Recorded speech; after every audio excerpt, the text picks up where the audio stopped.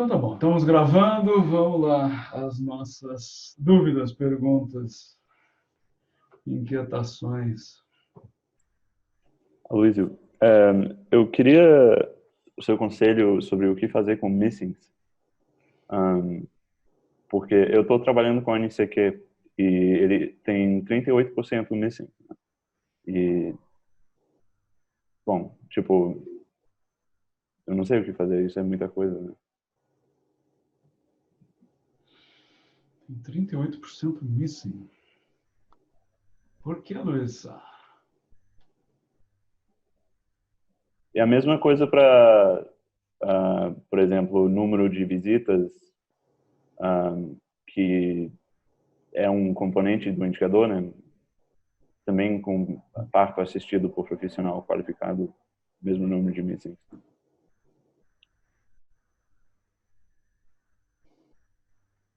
Não, eu acho que não pode ter tanto missing, tem alguma estranha.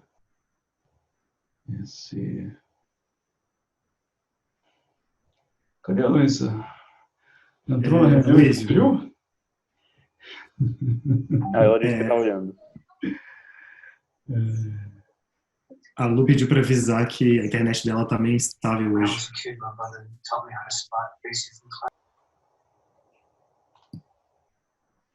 Eu tive muito problema com a minha internet hoje também. Pela manhã, até fiquei com medo que pudesse nem dar para participar do... Quer dizer, que não desse para fazer a chamada hoje, mas aí parece que a NET resolveu o problema, pelo menos na minha região aqui. Tá, enquanto a Luísa checa isso, vamos tocando outras perguntas, mas não é... Luiz, Oi. não seria o caso, porque o ANCQ só consegue ser calculado para as crianças que são as últimas nascidas vivas, porque essas questões são perguntadas para elas, não? E o banco é completo com todas as crianças. Então, Pois é, pode ser que seja uma coisa... Eu acho que é alguma coisa desse tipo, que é um desfecho que não se aplica a todas as crianças e tal, quer dizer, tem, mas deixa a Luísa dar uma olhada nisso e a gente vê com detalhe. Provavelmente alguma coisa desse tipo, quer dizer, o banco tem mais crianças, como é o banco original inteiro, tem vários desses indicadores que a gente trabalha que a gente não calcula para todas as crianças. Então, quer dizer, na verdade, nesse caso, Daniel, não seria uma coisa assim, tem 38% de missing. Não, é que, na verdade, esse indicador é calculado para um subgrupo de crianças e a gente trabalha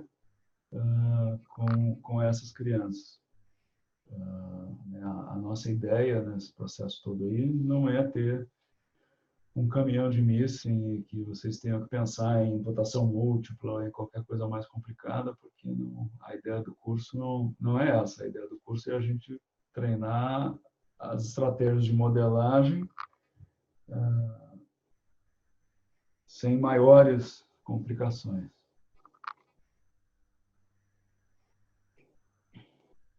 Obrigado.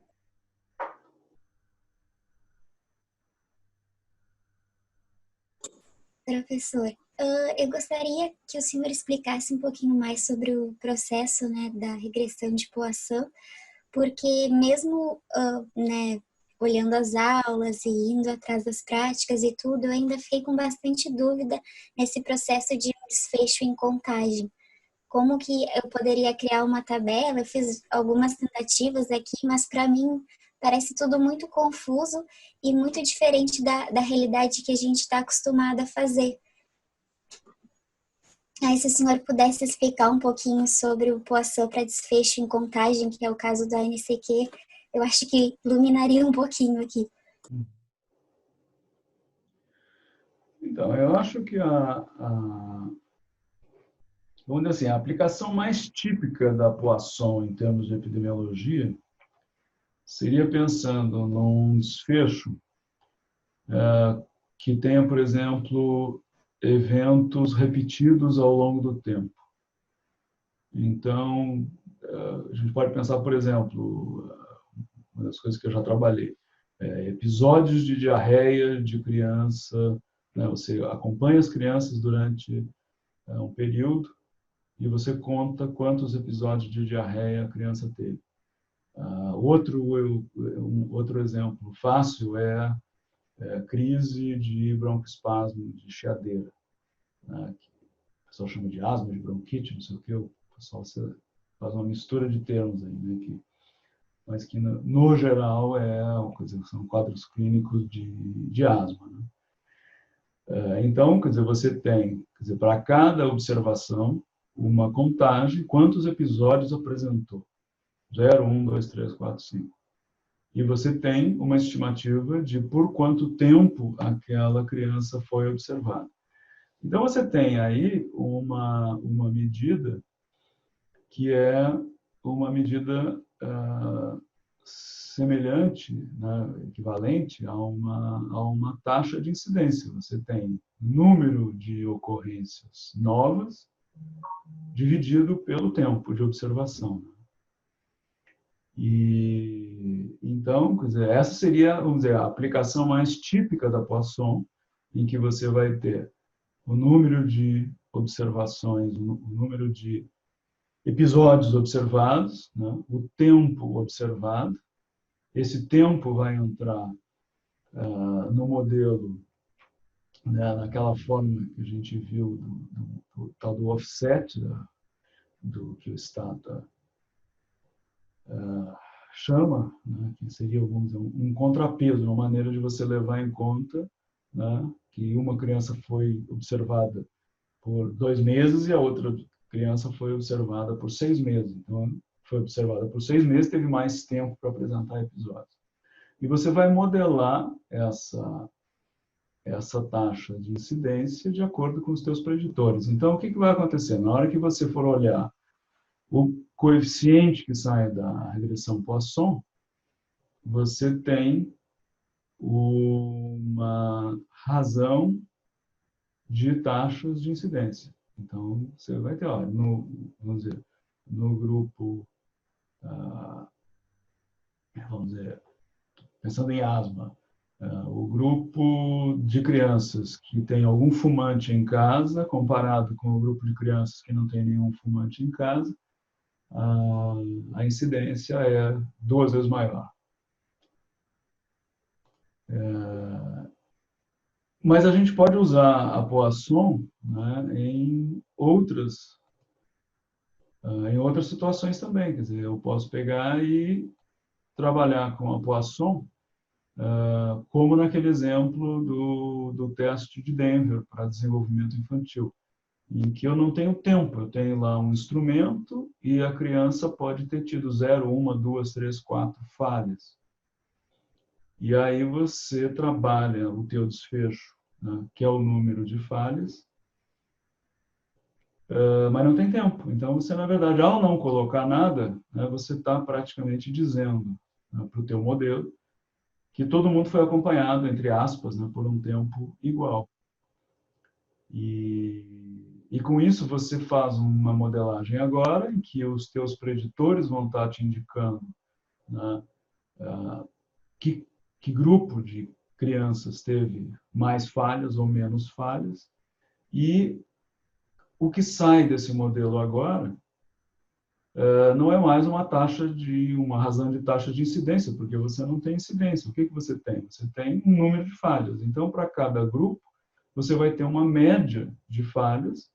Então, a comparação que você está fazendo aí é o grupo exposto tem, sei lá, o teu coeficiente é 1,5, isso quer dizer que a tua média de falhas nesse grupo exposto é 50% maior do que a média de falhas no grupo não exposto. Aí você me pergunta, mas aí se eu usar uma regressão linear para isso não serve? É complicado porque a regressão linear assume um desfecho contínuo, né? E com uma distribuição que é parecida com a distribuição normal. Com uma contagem, você vai começar no 0 e 1, 2, 3, 4, 5. Não tem, a não ser que você tenha, quer dizer, uma contagem alta, né, enfim, numa situação em que essa tua distribuição das contagens acabe sendo parecida lá com a distribuição normal. O grande problema é que numa distribuição normal você pode estar ajustando um modelo que te dá contagens negativas para algum grupo, né? E quando você usa a Poisson, não. Então, você garante que você está calculando uma coisa que quer dizer, preparada para trabalhar com uma contagem que é um número não negativo.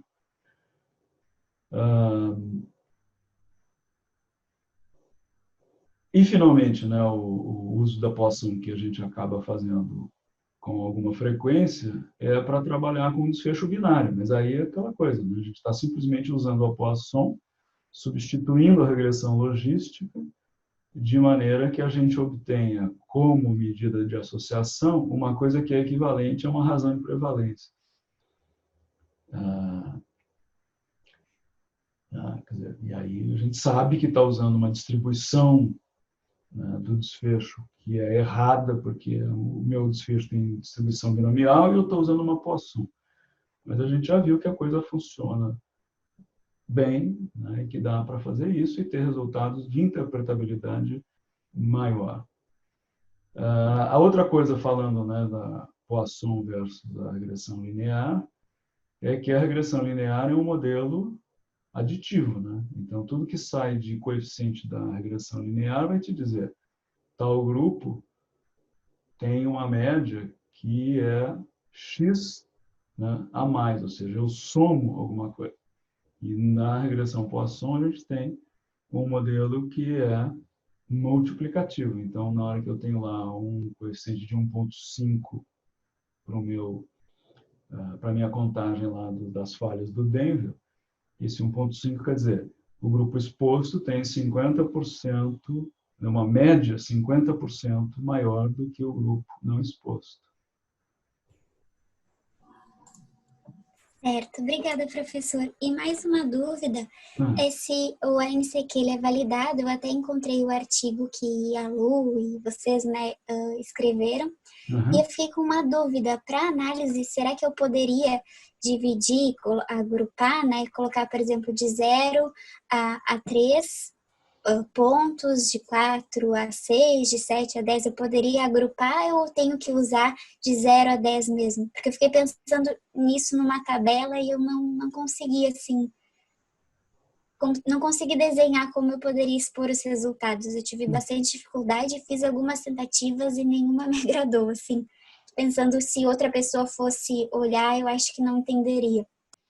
Então, mas aí, veja bem, a ideia de você trabalhar com um score é que você vai trabalhar, né, com médias do score por subgrupos.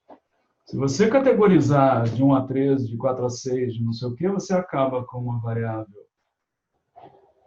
que seria, quer dizer, na verdade, uma variável para a qual nós não estudamos, né, nenhum modelo. Quer dizer, você ficaria num caso de uma regressão logística, que a gente chama de regressão logística ordinal, em que eu tenho um desfecho que não tem só 2 categorias, sim ou não, ele tem 4 categorias, por exemplo. Que seria, né, nada, pouco, mais ou menos e muito.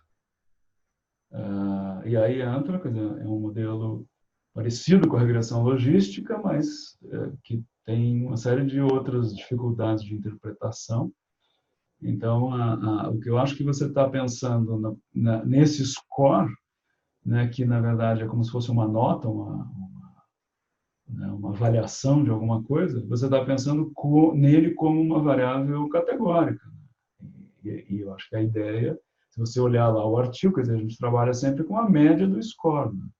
Dizer, a gente está muito preso em categorizar, né? Então, quando chega um score, eu acho que essa foi a maior dificuldade que eu tive, interpretar como um score.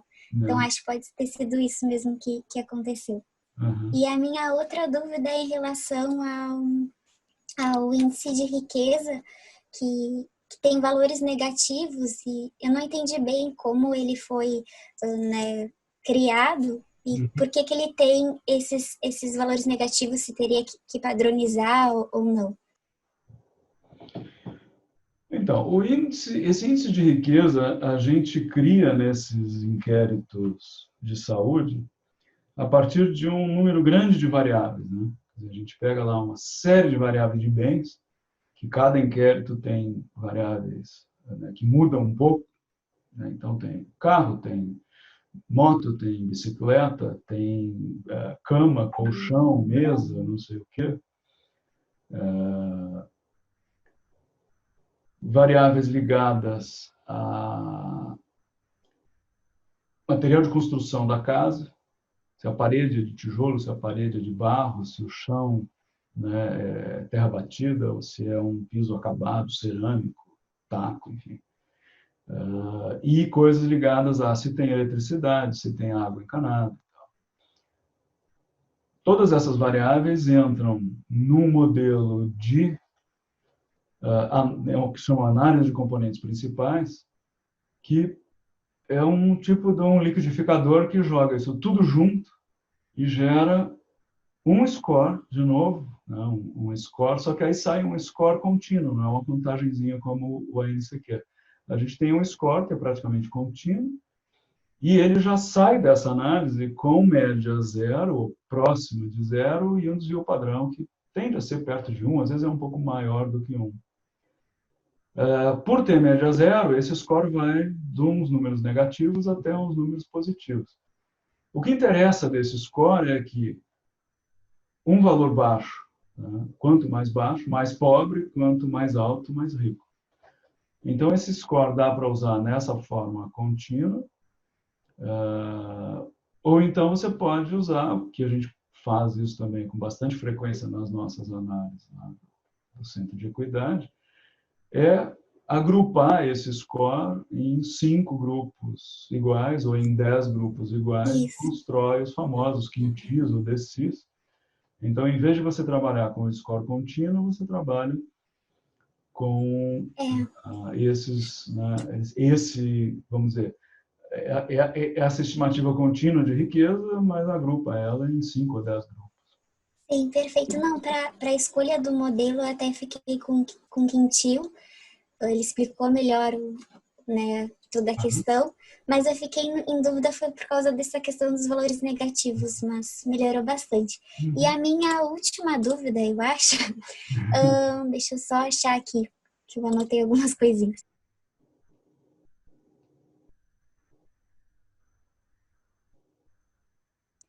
Em relação ao pseudo R ao quadrado e o R ao quadrado ajustado, se eles seriam mais ou menos a mesma coisa para a gente escolher um modelo, escolhendo o maior pseudo R ao quadrado na Poisson, ou se não é esse o pensamento? Então, Eu até procurei assim algumas apostilas. As pessoas citam muito o pseudo R ao quadrado, mas eu não encontrei nenhuma explicação do que ele seria como o R ao quadrado ajustado. Então, eu acabei usando, né, o maior, mas eu fiquei com medo de ter errado. Não, do ponto de vista, vamos dizer, geral, a lógica desse pseudo R2 é parecida com a lógica do R quadrado. Quer dizer, quanto maior, né, melhor o modelo. O que acontece é que ele não é, quer dizer, ele é calculado de um jeito diferente, ele é baseado no desvio dos modelos, né, no -2 log verossimilhança, não tem nada a ver com a variância medida como na regressão linear, mas ele é um indicador, né, um dos indicadores que a gente tem de qualidade de ajuste. Então, é um critério que você pode usar. Para esses modelos, o outro critério que você pode usar é o AIC, ou o BIC.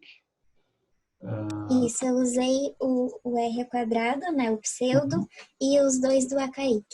Então, e aí assim, em geral, eles indicam a mesma coisa. Então, você olha e fala, tá, o modelo que está melhor ajustando é esse aqui. Às vezes, eles não dizem exatamente a mesma coisa, em especial o AIC e o BIC, às vezes dão coisas um pouco diferentes quando você compara vários modelos, pela maneira com que quer dizer, o número de parâmetros do modelo, né, o número de graus de liberdade do modelo é tratado nos dois. Quer dizer, um ajusta de uma forma, o outro ajusta da outra. Então, o que acaba acontecendo é que agora eu não tenho mais certeza absoluta de pronto assim, se é o AIC ou se é o BIC que penaliza mais o número de coeficientes do modelo. E aí o que acontece é que, às vezes, um deles tende a favorecer modelos maiores e o outro tende a favorecer modelos que tenham menos parâmetros. Mas, no geral, quer dizer, é isso que a gente tem de ferramenta para comparar. O ideal, na verdade, é usar mais que um, né? Não usar um único. E é claro que quando você está fazendo uma seleção de modelos em que você tem uma variável incluída de cada vez e tudo, a coisa do teste, né, de significância de variável é feita naquela base que a gente viu de fazer os testes da razão de verossimilhança. Perfeito, muito obrigada, A professor. Luísa está dizendo que o AIC penaliza mais do que o BIC, o número de parâmetros do modelo. Obrigado, Luísa.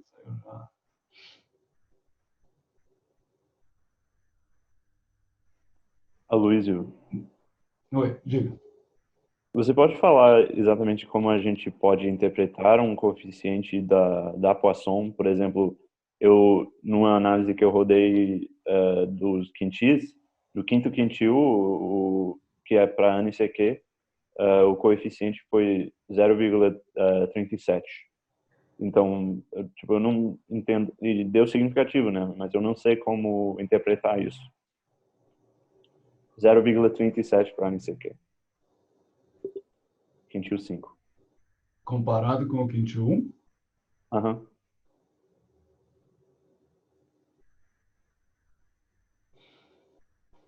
é estranho. Porque a interpretação do modelo Poisson em que você tenha esse tipo de, de variável, quer dizer, o que você está dizendo é o seguinte, no caso do ANCQ, né, que é um score.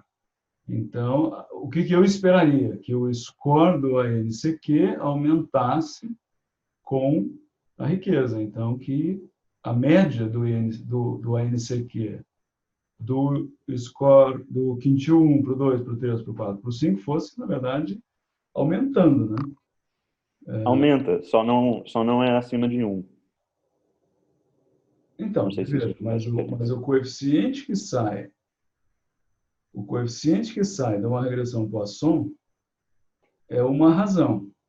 Então, se o teu coeficiente é 0,3, o que você está dizendo é que a média do quintil 5 é 70% menor do que a média do quintil 1. Tá. E, então, quer dizer, a interpretação do coeficiente da Poisson é sempre essa, quer dizer, depende do tipo de dado que eu tenho, quer dizer, eu vou ter, como eu estava dizendo, se eu tenho lá número de episódios de asma e o tempo de observação, o que eu tenho como medida de efeito nesse estudo é uma taxa de incidência.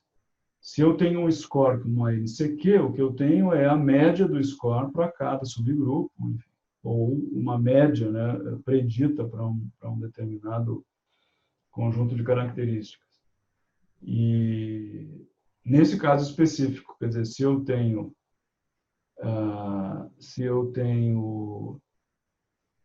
um coeficiente para o Q5, quando o Q1 é o meu coeficiente, né, baseline, e aí é 0,3, o que isso está me dizendo é que a média do Q5 é menor do que a do Q1.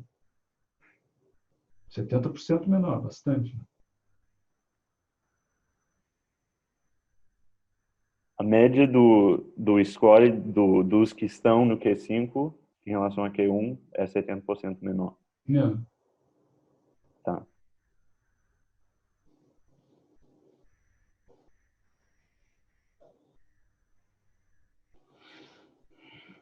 Aloísio, a minha dúvida é em relação ao teste da razão de máxima verossimilhança. Dando uma olhada nas anotações que eu tinha da aula desse tema, eu fiquei na dúvida se ele pode ser usado para fazer interação, em relação a um teste PARME, por exemplo.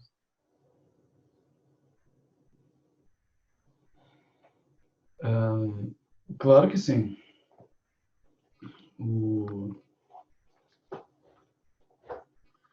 Só um segundinho aqui, gente.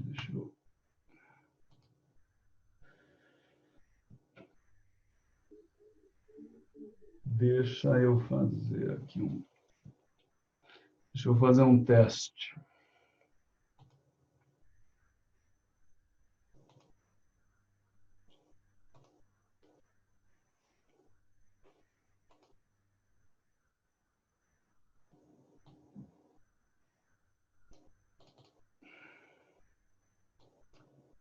Estão vendo uma lousa?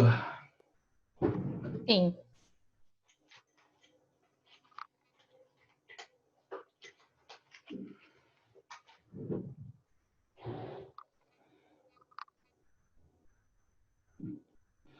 Eu estou com um brinquedinho novo aqui, que é um monitor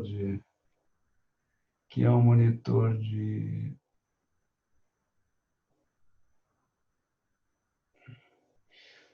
de toque. E...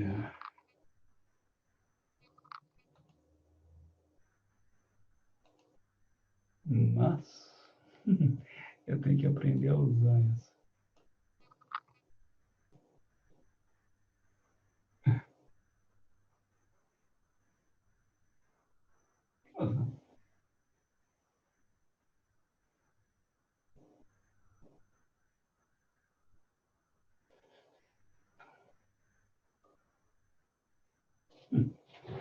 É o que a borracha não está funcionando. Não sei qual é o problema aqui.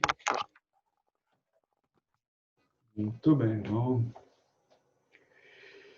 Então vamos ver. Vamos pensar num modelo aqui em que eu tenho um modelo. Vamos pensar em regressão logística.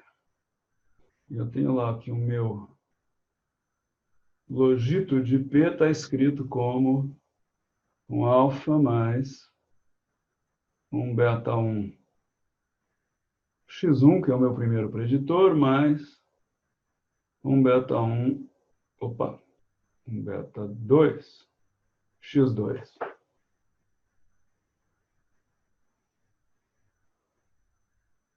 Professor, eu não sei, mas a tela está em branco aqui. Ah, é? Que estranho. Ah, peraí, que pausou. Por que pausou? Zoom. E agora? Agora sim. Ah, é por isso que a borracha não estava funcionando. Ok.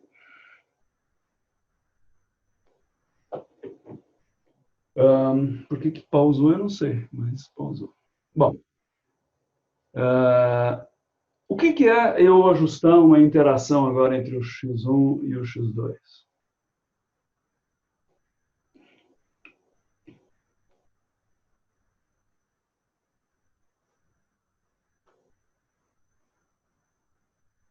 Se eu quero incluir uma interação no modelo, como é que vai ficar o meu modelo com a interação? Vai ficar igual com o termo de interação no final.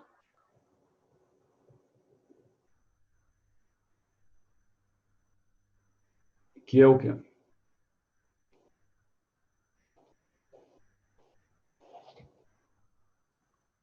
B1x1 vezes B2x2?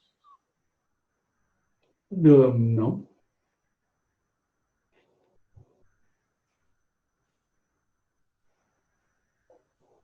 Quem dá mais?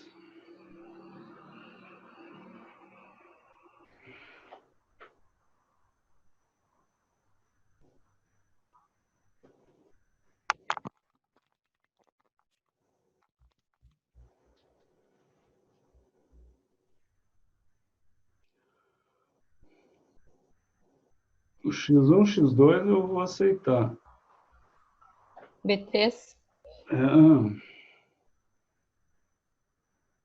Eu tenho aqui, né? Um beta 3.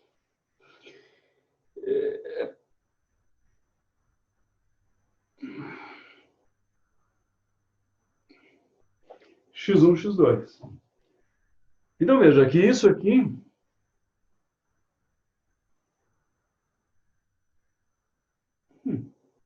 Não seria gama?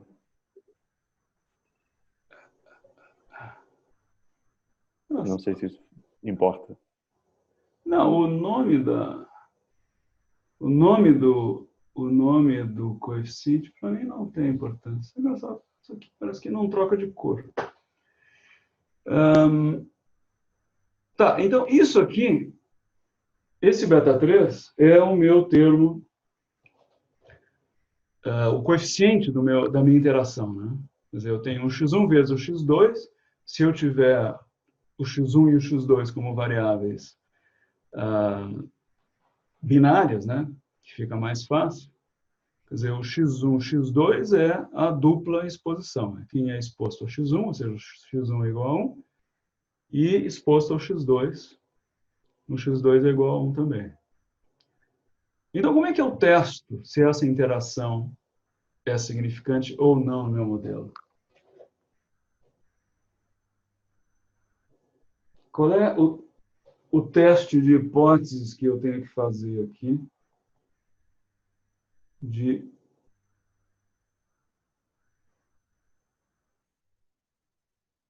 Ixi, tem que aprender a escrever no quadro.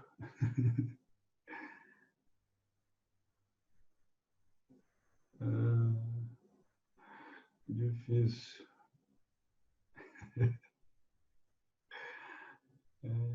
Tudo é. Essa minha hipótese nula sobre a interação, a hipótese nula diz sempre o quê? Que tem interação ou que não tem interação? Que não tem. Que não tem interação. Não, né? Então, a minha hipótese nula é sempre sobre um parâmetro do modelo. Então, como é que eu escrevo essa hipótese nula? O beta 3 igual a 0?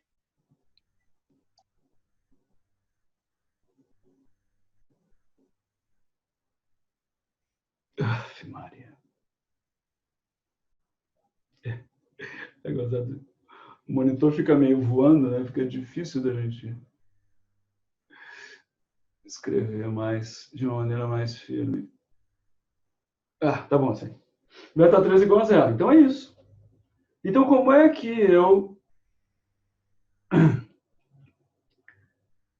vou testar isso agora na prática, no Stata?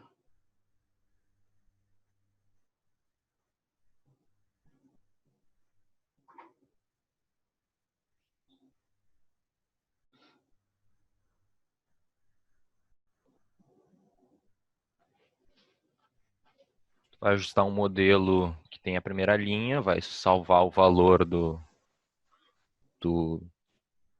razão de verossimilhança, vai ajustar o modelo com a segunda linha e fazer o LR-teste.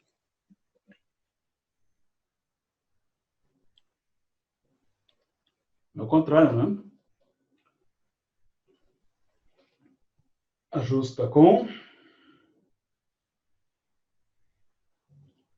guarda o valor da verossimilhança, ajusta 100 e faz o teste.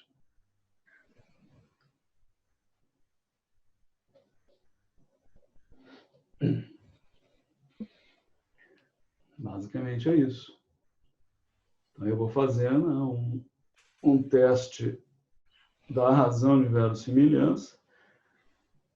E aí a gente não fala teste da razão de máxima verossimilhança. A gente fala estimação por máxima verossimilhança, porque a gente está escolhendo aquele conjunto de parâmetros que faz a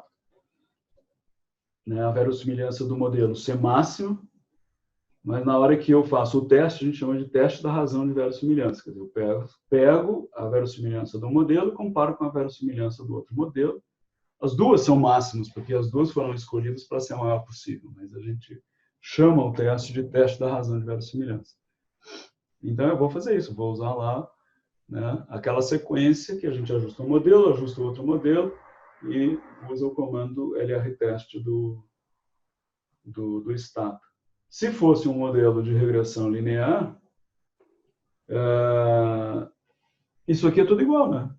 Quer dizer, a única diferença, se fosse um modelo de regressão linear, é que isso aqui não seria um logito, né? Isso aqui seria simplesmente o meu y. E em vez de fazer teste da razão de verossimilhança, eu vou fazer um teste de Wald. Ixi, isso não também não.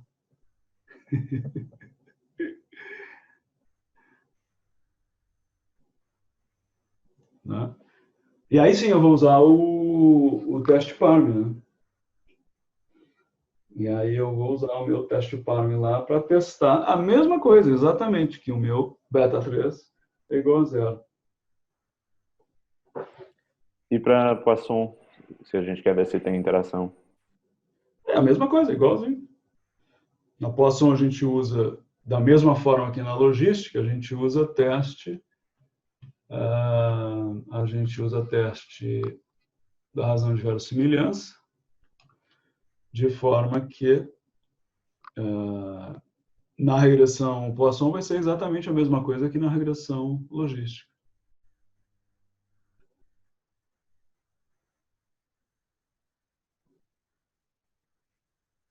Obrigada, Luiz. Era essa a dúvida.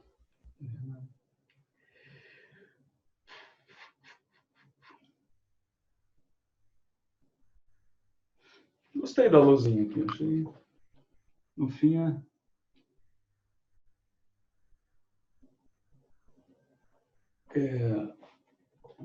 é muito fácil de escrever no ar, mas é mais fácil de rabiscar do que na página do Word. Professor, tá me ouvindo? Sim. Desculpa, eu acho que eu caí aqui e voltei. Tá. Uma dúvida nesse mesmo tópico, para fazer, por exemplo, uma seleção para trás, depois que tu escolhe a melhor forma de incluir os preditores, vê ali os que estão associados com o desfecho, insere, né, N preditores, e aí tu quer melhorar o teu modelo tirando aqueles preditores que não fizeram diferença.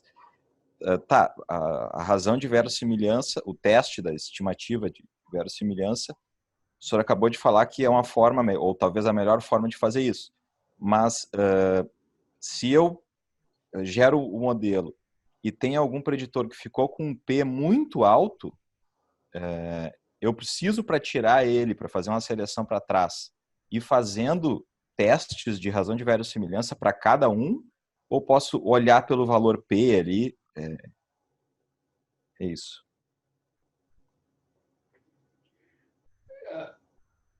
A estratégia correta, Eduardo, se é um modelo que está usando estimação por uma máxima verossimilhança, é que todo teste estatístico que você apresentar seja feito usando a razão de verossimilhança.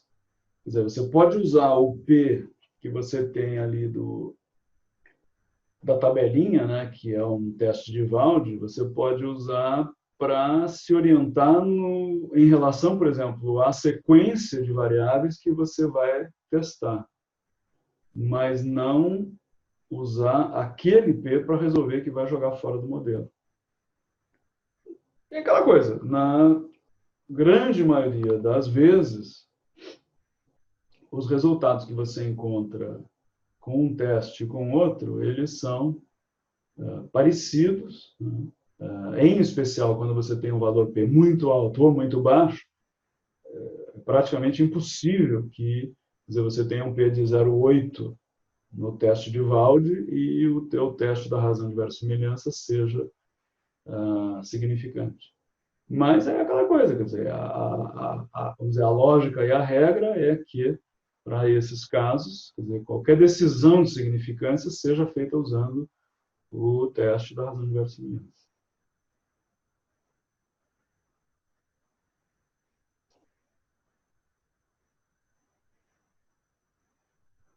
eu não entendi. O Eduardo, ele perguntou sobre a seleção para trás, e aí eu pessoalmente, eu estava pensando sobre, tipo, determinadas variáveis de exposição que eu achava relevantes e que condiziam com a literatura, e isso. Mas, tipo, eu, acima de tudo, quis evitar pegar todas as exposições possíveis no banco da criança e ir jogando, sabe? Até porque algumas realmente não fazem sentido, mas... bom, não sei. Tipo, o teste é para ver se a variável... que eu lembre na prática 3, eu acho, é para ver se a variável tipo, se tem uma associação significativa com o preditor, né? E isso a gente deveria ir usando à medida que a gente vai acrescentando preditores no modelo, é isso?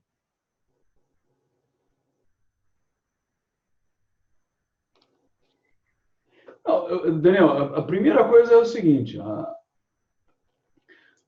toda análise, quer dizer, começa com uma hipótese, né? Então, quer dizer, você tem lá um banco de dados, que como esse banco aí tem uma montanha de variáveis, a gente, na verdade, até tirou muita coisa, e o que... Só um pouquinho.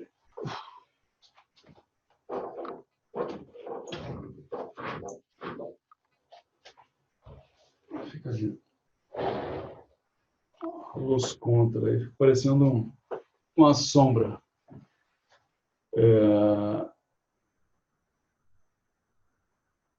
Então, quer dizer, a primeira coisa numa análise é dizer, bom, eu estou olhando aqui, o meu desfecho é tal coisa. Quer dizer, o que, né, dentro da minha hipótese de trabalho, o que são as variáveis relevantes para isso, né? Então, essa é quer dizer, o primeiro passo. Bom, a partir daí, você vai fazer aquele processo todo, né, de estudar cada variável, como é, ver de que maneira essas variáveis vão ser colocadas no modelo para algum processo de seleção, etc. E tal. E aí é que você vai começar esse processo de seleção que a gente normalmente faz numa seleção para trás, quer dizer, depois que você já fez a seleção das suas variáveis que fazem sentido do ponto de vista da tua hipótese, da tua análise. Já escolheu, olha, essa variável aqui eu vou botar como contínua, essa aqui eu vou categorizar, né, o meu índice de bens lá, não, isso aqui não é muito razoável que seja um efeito linear e, além de tudo, se eu dividir isso aqui em 5 categorias, explica o que eu quero. Tá bom. Então, riqueza vai entrar como variável em quintis. Sei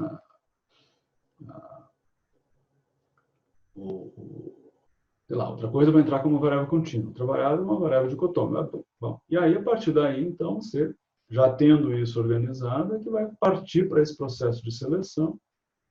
E aí que é a coisa que a gente, né, mais comum é fazer esse tipo de seleção para trás. Né? Você coloca todas as variáveis no modelo e vai retirando uma a uma. Ou seja, que eu posso dizer, por exemplo, eu quero analisar a idade da mulher, mas no final eu acabo retirando a variável idade da mulher porque não é útil no modelo. Sim, você diz, olha, dentro da minha hipótese, a idade da mulher pode ser uma variável importante para determinar, por exemplo, a qualidade do pré-natal. Mas aí na tua análise você vai ver, olha, na hora que eu controlei aqui para outras coisas, a idade da mulher não tem associação nenhuma com a qualidade do pré-natal. Então você tira do modelo e joga fora. E isso vai documentado nos métodos?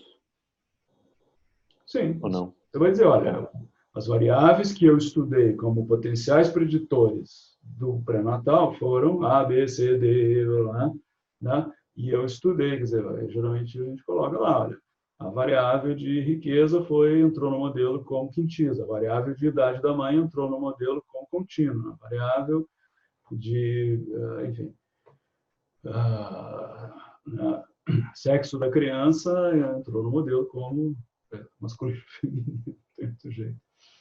Pelo menos ao nascer, eu acho que a gente ainda continua com masculino e feminino. E por aí vai.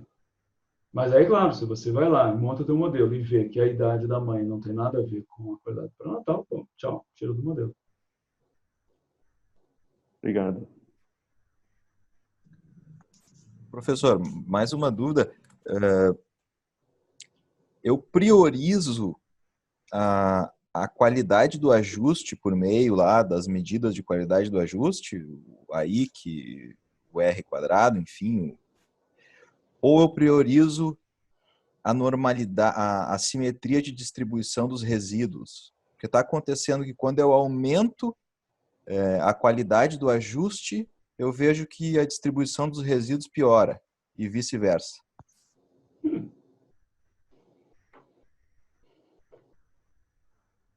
Isso é curioso, porque, em geral, quanto mais preditores você tem, bons preditores, né?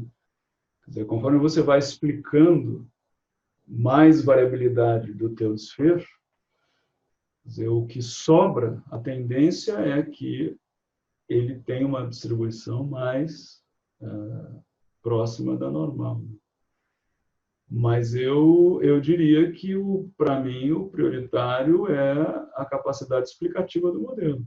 Eu ter preditores que me contam, né, essa história, o que é que determina lá, sei lá, meus scores de altura para a idade. Se a distribuição do resíduo piorou um pouco, é curioso, mas para mim não é a prioridade. Quer dizer, a coisa da gente checar esses pressupostos e ver se a distribuição do resíduo está bem, não é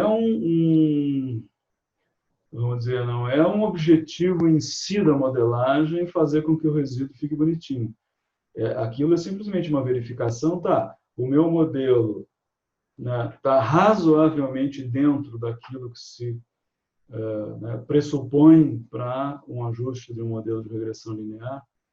Então, você olha lá e fala, não, tá bem. Quer dizer, a minha linha lá está razoavelmente por cima da diagonal. Ok. Eu acho estranho, mas se piorou ao colocar mais preditores, não acho que isso seja razão para você não incluir preditores que são significantes e que melhoram o ajuste do teu modelo. Obrigado.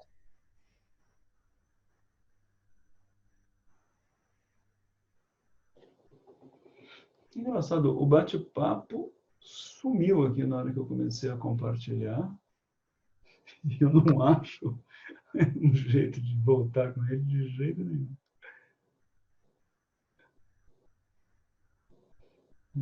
E olha que o Zoom é um dos que é fácil de usar. Mais alguma coisa, gente? Aloísio, eu tenho duas, uma para confirmar e mais duas perguntinhas. A primeira é em relação à variável de educação em anos completos. Quando eu rodei uma análise de polinômios fracionais, ele não converge porque tem zero, né? Aí eu adicionei uma constante 1 na variável e rodei sem problemas. Queria confirmar que não tem problema nenhum fazer isso, né? Não mudei a escala, não mudei nada, só. Então, eu na verdade, quando eu tenho preditores que tem zero, que tem número negativo, o que eu faço no Stata é usar aquela opção do polinômio fracional que eu acho que é scale.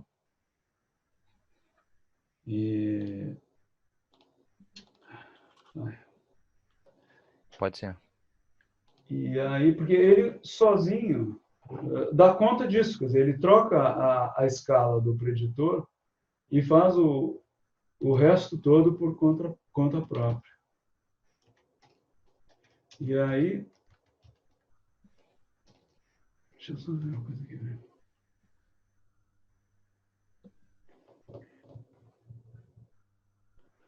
E aí, com isso você resolve essa história. Isso aí, as meninas já tinham me comentado alguma coisa nessa linha. Deixa eu só...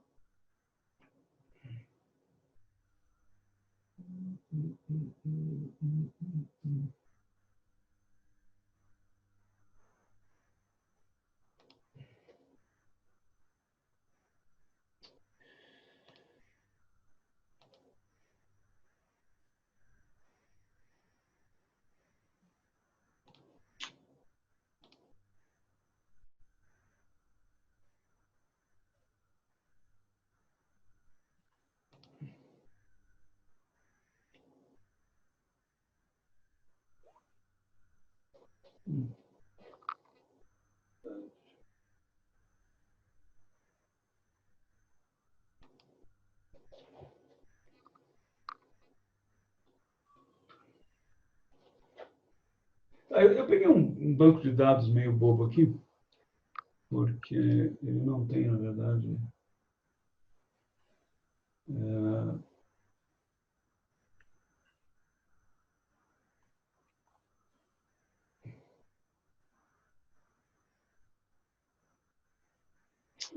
tudo bem, vai esse aqui mesmo, senão ficar tampão aqui só para achar um. E aí, estão vendo aqui meu status? Sim. Deixa eu trazer isso. Sim.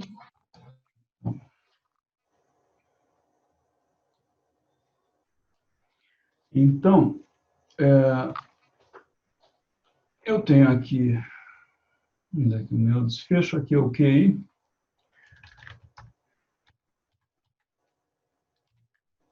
Que vai de 42 a 137.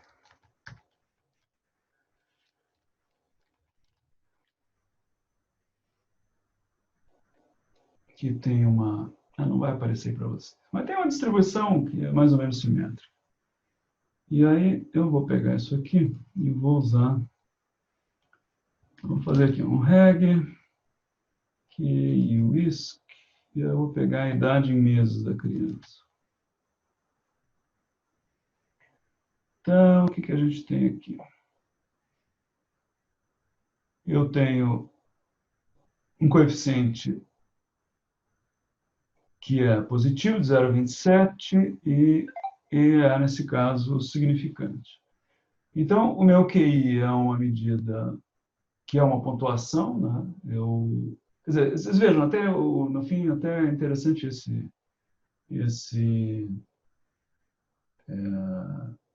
exemplo, porque aqui, por exemplo, eu tenho uma coisa que eu poderia até pensar em tratar como uma contagem, mas acontece que eu tenho aqui uma coisa que é uma variação grande de números com uma distribuição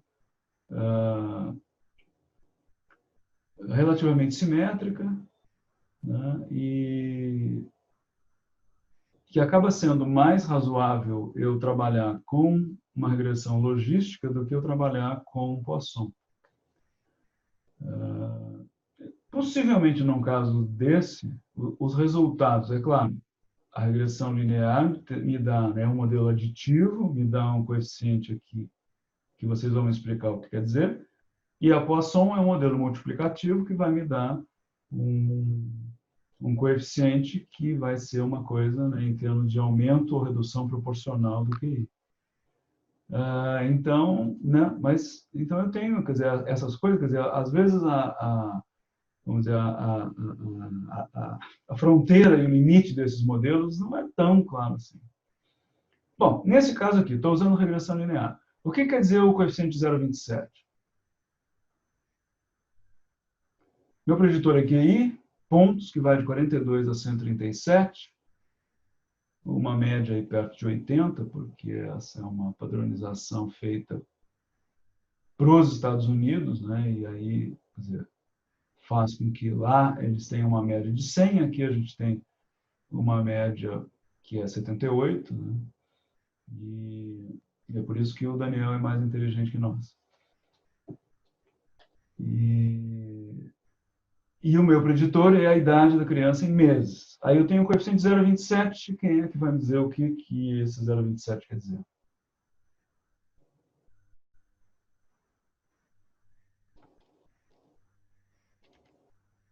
a cada ano, a cada mês, a idade, né? Aumenta em média 0,3 o score.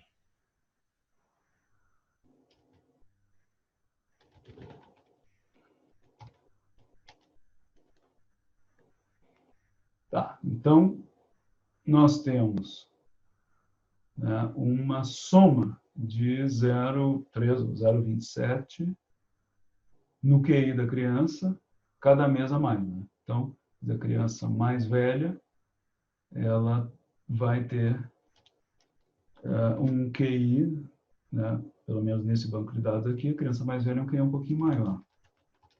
Quer dizer, a idade que eu tenho aqui é de 73 a 94 meses. Então, veja que isso daqui foi uma medida de QI, né, que foi feita nas crianças quando elas estavam com 6 anos e pouquinho, em média 6 anos e meio. Mas a gente está vendo que, apesar dessa medida de QI ter sido corrigida e ajustada para a idade, porque a pontuação dos testes, dos itens, varia conforme a idade, a gente vê que ainda existe aqui uma associação com a idade, ou seja, a criança mais velha acaba ganhando um score um pouquinho mais alto. Se eu faço aqui um modelo de polinômio fracional, ele me diz aqui que o modelo melhor é um que tem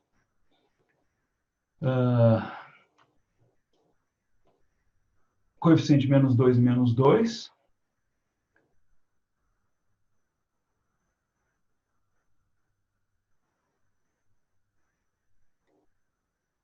E o que a gente, olhando na tabela lá em cima, o que a gente está vendo?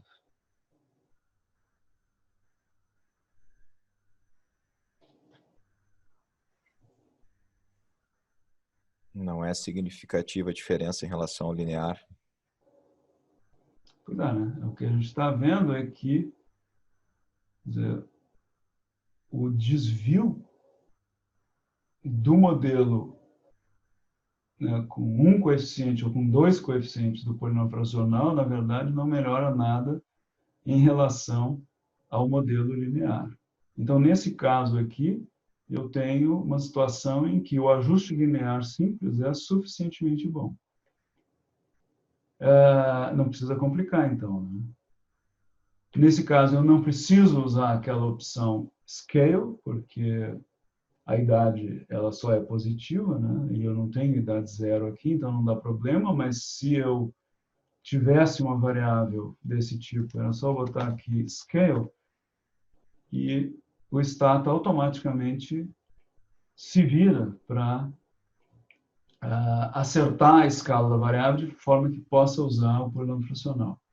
E o que eu queria mostrar para vocês é que o Stata cria, né, no banco essas duas variáveis aqui.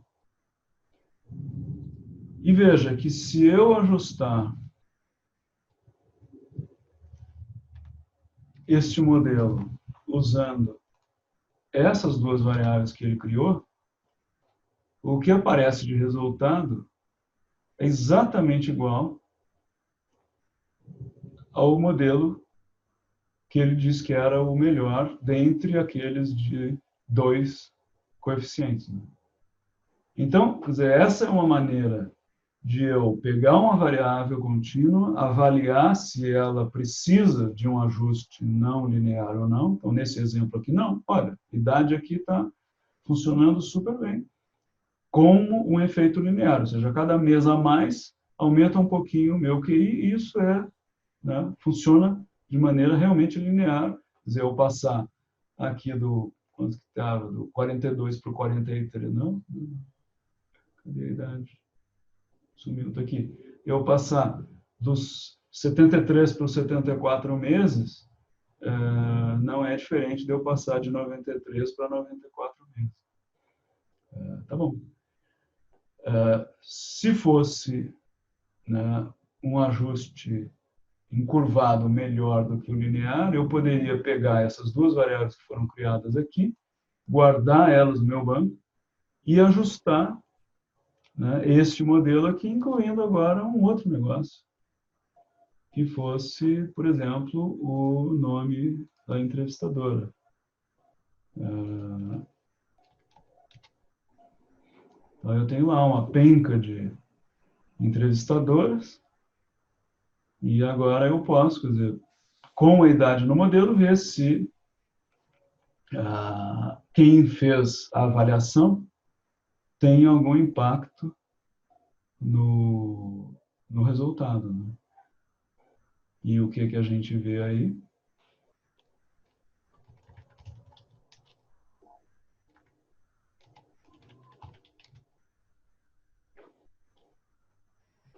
A gente vê que a entrevistadora tem um efeito significativo e importante, né, no resultado do teste.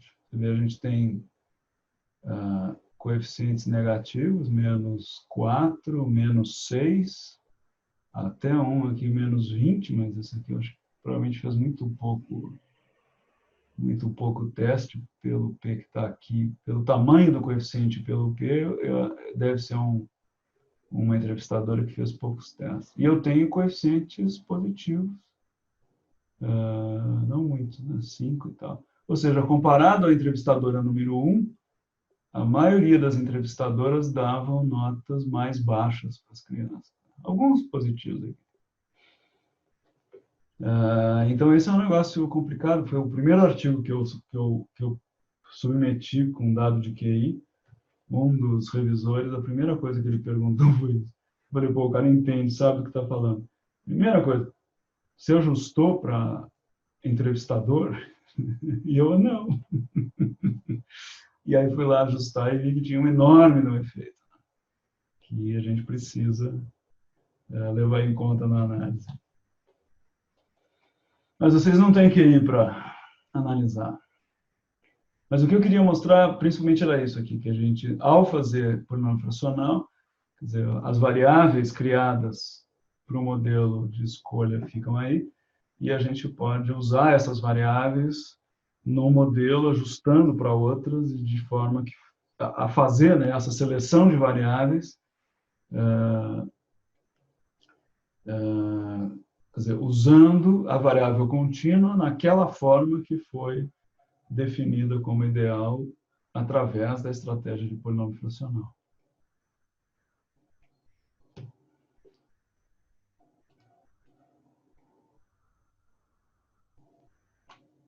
Entendido? Positivo. Bom, já seguindo na leva dos polinômios fracionais, eu não consegui convergência tentando ajustar polinômios fracionais para o índice de riqueza. Até mandei um print para as gurias. Eu tentei a variável normal, tentei ela padronizada, tentei ela sem valores negativos, com scale, e não com a opção scale, né? E nenhum jeito convergiu. Eu queria saber se tu tem alguma ideia do porquê. Eu estou usando o Logistic CPMT como meu modelo e o meu desfecho, né? Uhum. Eu queria saber se tu tem alguma ideia do porquê que isso pode ter acontecido.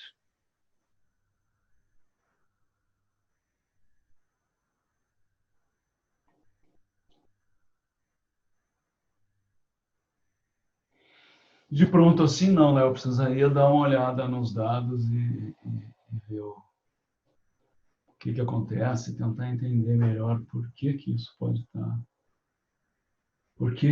estar acontecendo. Eu nunca vi, quer dizer, eu já vi dar erro nessa coisa por isso, né? Você vai colocar lá o teu score de bens, tem valor negativo, e o FP diz, olha, eu não sei trabalhar com valor negativo. Aí você bota a opção scale, ele ajusta a escala da variável e vai.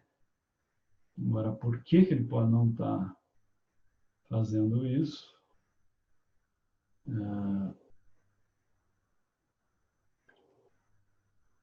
Não consigo imaginar assim de pronto. Porque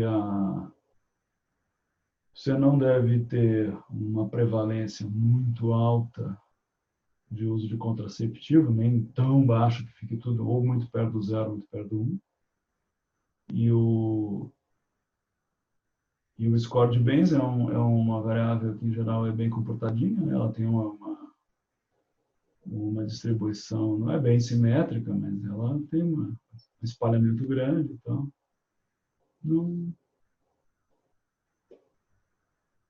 não consigo imaginar de pronto. Posso dar uma olhada no banco, ver se... Sim, eu coloquei ali no chat o comando que eu usei, um dos comandos que eu usei, né, com o scale, e na verdade eu fui trocando a variável do V191 por várias formas de ajuste. Tentei escala logarítmica, tentei eu padronizar ela na mão, e tudo dava esse problema de convergência. Aí eu relatei isso no relatório e disse que usei a variável contínua porque não consegui testar os polinômios racionais. Né? Tá. É porque que esse é um modelo de... Na verdade, o que não está convergindo é o modelo logístico, né?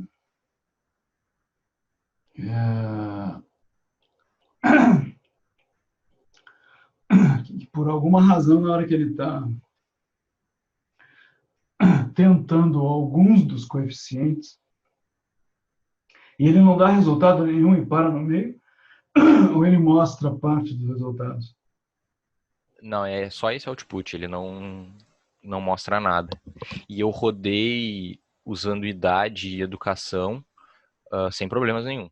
Tirando os problemas de T0 e valores negativos, né? Eles sempre convergiam. Eu não sei, eu nunca vi isso, não. Mas é alguma coisa...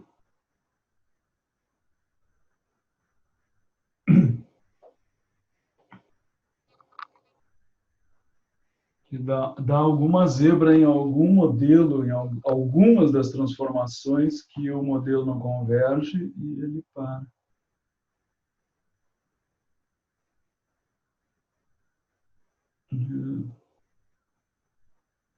Curioso, mas eu vou dar uma olhada nisso, ver o que acontece. Certo. A minha última dúvida em relação ao VIF para colinearidade eu rodei ele com todas as variáveis que eu pré-selecionei, deu valores ok. Só que aí, no meu modelo final, eu tenho esses polinômios fracionais, né? Que são duas variáveis que são muito parecidas, derivadas da mesma variável. E então elas dão um VIF um pouco maior. O maior foi 8, não foi nada muito absurdo, mas em comparação às demais, que o máximo tinha sido 3, elas ficaram bem acima. Aí eu queria saber qual é a melhor maneira de rodar esse VIF quando a gente tem variáveis assim, tipo, dos polinômios fracionais, se incluo as duas no teste, ou se eu ignoro esses valores altos porque elas são realmente derivadas, ou se eu faço alguma outra estratégia. Não, eu acho que simplesmente você ignora esses valores altos, porque você sabe que essas variáveis estão... Quer dizer, como elas são transformações da mesma variável original, você vai ter uma correlação um pouco mais alta entre elas. E na verdade, o que seria, né, o problema no modelo é que se você tivesse, quer dizer, ou colinearidade entre outras variáveis, ou colinearidade entre essas, e uma terceira variável. Né? Mas nesse caso, acho que, olha, isso aí é esperado, vai dar um VIF mais alto, mas isso não está, inclusive, prejudicando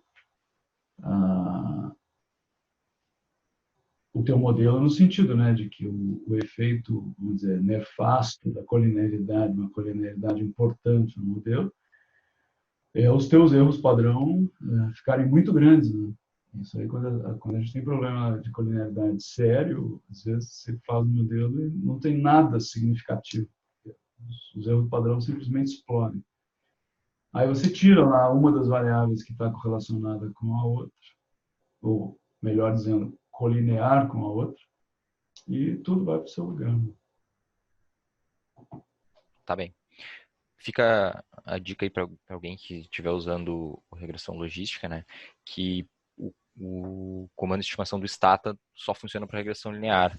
Aí tem um programinha que tu consegue instalar que se chama Colin, que gera o VIF e algumas outras estatísticas para regressão logística.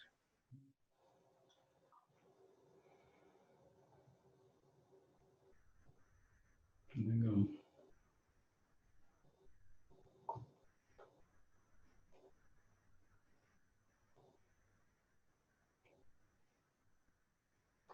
Mais alguma coisa, pessoal? Eu vou ter que parar às 5h30, que eu tenho outro compromisso.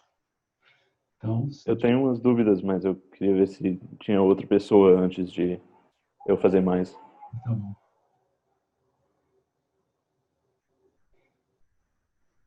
Mais alguém? Dou-lhe uma, dou-lhe duas? Pode falar, Daniel. Tá. Bom, primeiramente, você falou que nas tabelas com a regressão de Poisson, a gente, por exemplo, onde iria, no caso, mesmo sendo a regressão de Poisson, não é razão de prevalência, mas então a gente colocaria média bruta, média ajustada, tipo isso, né? Nas tabelas.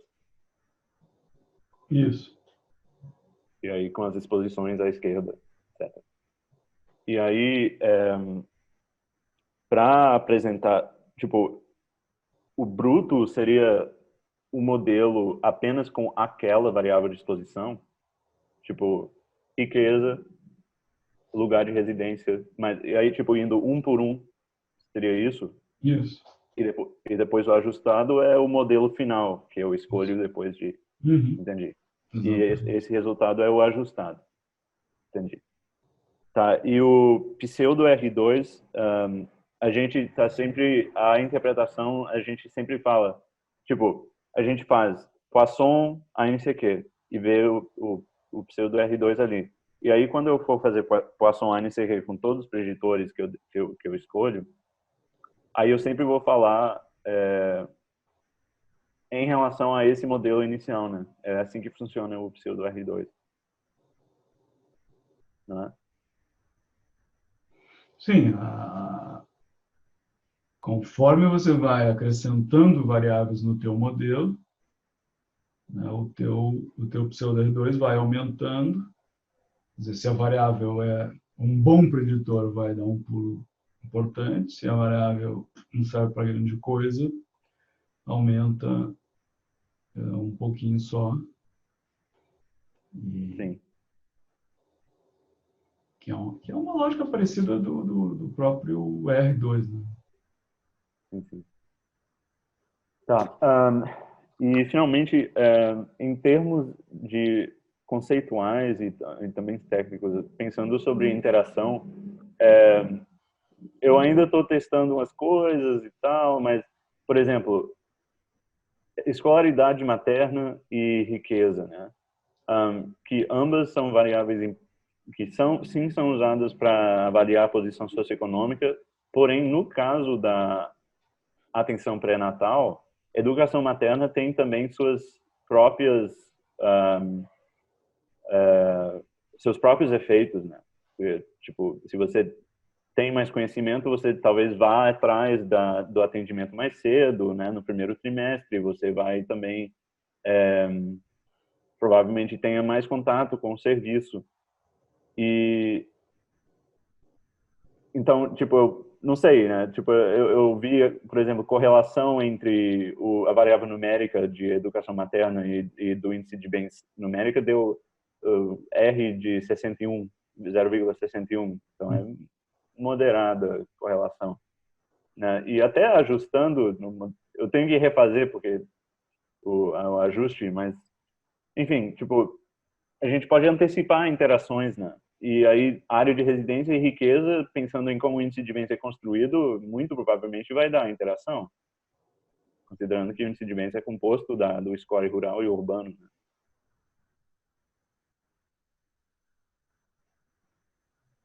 Não sei. Mas espera um pouquinho. Você estava falando de uma coisa e pulou para interação.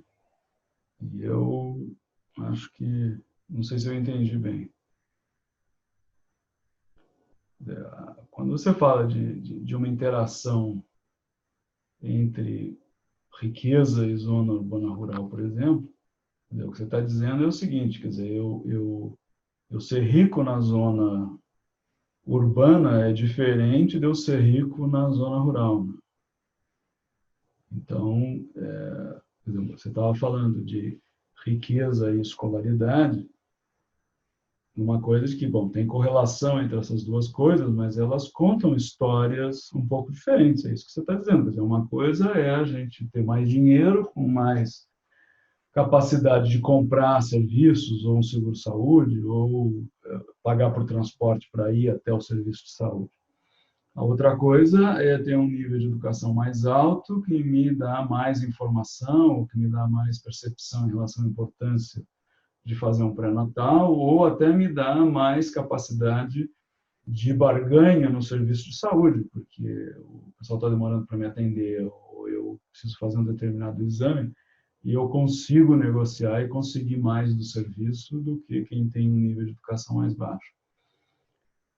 Quer dizer, são efeitos, quer dizer, independentes, né, que essas duas coisas têm alguma correlação.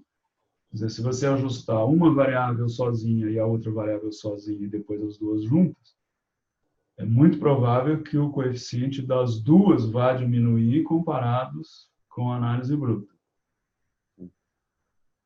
Agora, a outra coisa é dizer, bom, tem interação aí. Aí é outra história. Quer dizer, aí eu estou dizendo, olha, uma mulher rica e de alto nível de educação, né, vai ser, quer dizer, essa, vamos dizer, ser rico para quem tem educação alta é diferente de ser rico para quem tem educação baixa e vice-versa. Quer dizer, ter alto nível de educação tem um efeito diferente para quem é rico e para quem é pobre. Essa ideia da modificação de efeito, né, ela vai além da ideia dessa, vamos dizer, correlação entre duas variáveis, que está muito ligada com a ideia de confundimento. Quer dizer, eu tenho, quer dizer, duas variáveis que uma está associada com a outra e as duas estão associadas com o meu desfecho. Esse é o confundimento. Agora, se uma modifica o efeito da outra, aí, do ponto de vista do modelo, eu vou ter lá uma interação que eu posso testar e mostrar que existe.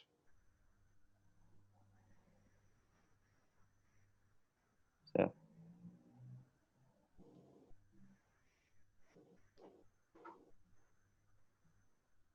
Então, em termos de ter um modelo com... Porque, obviamente, se não ficou claro ainda, eu estou interessado em perfil socioeconômico do seu demográfico, né? E, usando essa regressão Poisson. E acaba que posso acabar tendo, sei lá, 5 exposições, né? Mas, dependendo, isso pode mudar, pode reduzir para 4, 3, pode aumentar. Mas, em teoria, não tem um limite, né? Tipo, desde que faça sentido do ponto de vista conceitual. Sim. Sim, A outra coisa é a calibração do modelo. O que eu te disse no início, quer dizer, o modelo é uma coisa que serve para operacionalizar, né, uma análise que vai, no fundo, testar a tua hipótese inicial, ou seja, qual é a tua pergunta inicial. Né? Essa pergunta é traduzida na forma de hipóteses que você vai usar o modelo para testar. E aí, se a tua hipótese é mais ampla, vai ter um monte de variável. Se a tua hipótese é uma coisa mais focada, vai ter menos variável. Aí depende do teu interesse e da tua pergunta de pesquisa. Ótimo. Obrigado. De nada. Então tá bom, pessoal. Prazer estar com vocês aqui de novo. Então, quarta-feira, estamos esperando ansiosos pelos trabalhos. E vamos fazer aí o embaralhamento para repassar para vocês, aí passarem para a segunda fase de fazer a avaliação crítica dos relatórios. Então, tá bem. Até a nossa próxima oportunidade da gente se encontrar, e que deve ser no curso de modelo multinível, que ainda não está definido, ainda não tem um calendário para isso, mas que eu imagino que vai acontecer aí em algum momento do segundo semestre, visto que as atividades presenciais já foram banidas até o fim do ano, então nós vamos continuar aí de atividades remotas e virtuais. Então tá bom, pessoal.